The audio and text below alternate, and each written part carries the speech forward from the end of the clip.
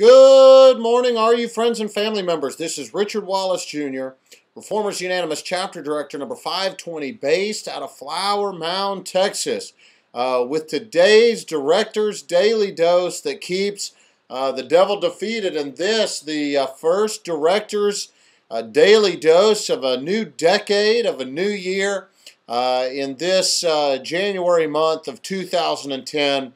We are excited to see what God is going to do through the ministry of Reformers Unanimous right here in Flower Mound, Texas. Already we've experienced over 2.5 years of miracle ministry through Reformers Unanimous, and I'm not expecting 2010 to be any less miraculous, any less exciting, any less exhilarating. I am just thrilled at the opportunity that God has presented to us to reach out into our community and touch people with the gospel of the Lord Jesus Christ and the life-altering, life-changing power that is associated with the almighty grace of God. And I'm just thrilled about it. I can't wait. God's doing great things, like I said, through the men of our church and the men of our chapter. Just hold on to your seats because I'm excited to see people saved, people baptized, lives restored, homes reestablished, marriages reconnected. Oh man, it's just thrilling. Go with me to the book of Colossians, chapter number 3. Sandwiched in right here, Paul is exhorting the church at Colossae to many things. And towards the end of chapter number 2, he's warning the people of the church of Colossae against vain traditions, against things that have been just passed down through religious ceremony without biblical standing, without rhyme or reason, but practiced because somebody else did it, because maybe the people at the church there grew up and saw religious sacrifices and religious traditions being carried out, and the Apostle Paul is warning against that. And he calls into, in verse number 1 of chapter number 3, he calls in the grace of God.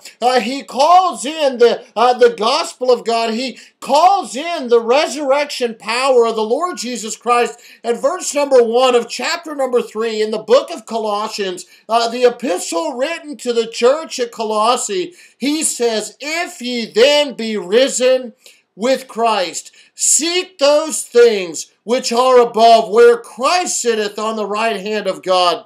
Verse number 2, "Set your affection on things above, not on things on the earth." Verse number 3, "For ye are dead, and your life is hid with Christ. When Christ," hey, here's the secret, "who is now your life, shall appear, then shall ye also appear with him in glory." Verse number 5, "Mortify," or make dead, therefore, "your members which are upon the earth, fornication, uncleanness, inordinate affection, evil concupiscence, and covetousness, which is idolatry. For which things' sake the wrath of God cometh on all the children of disobedience." And I don't want to go too much further into the chapter, for at the Reformers Unanimous relaunch party on Friday night at 7 o'clock, and you guessed it, I cannot wait. I cannot wait until Friday night at 7 o'clock. We'll be talking about this chapter in the message Kill Switch. I'm excited about it, but hey, listen, in 2010, as we get started into this year, I want you on purpose, intentionally, to set your affection on things above.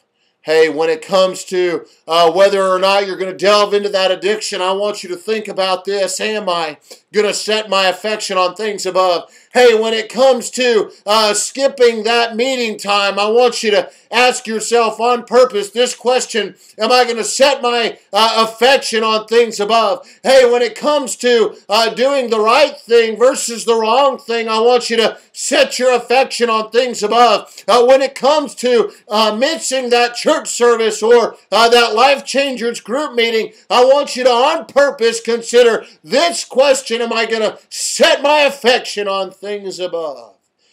You see, Christ, because of the gospel, because of his death, his burial, and his resurrection, and because of your acceptance of that gospel, he's called you, he's called me to set our affections not on things on this earth, not that our flesh would desire, but those things in which our spirit requires, to set our affections on the higher thing, on the high road, the greater thing, the thing that calls us to separation. We know that all things are good, but not all things are expedient. Not all things are the best things. And this year in 2010, my prayer for myself is that I would set my affection on things above, and my prayer for you is that likewise you would do the same. I love you all. I love you all, and I cannot wait. I cannot wait until Friday night at 7 o'clock. God bless you.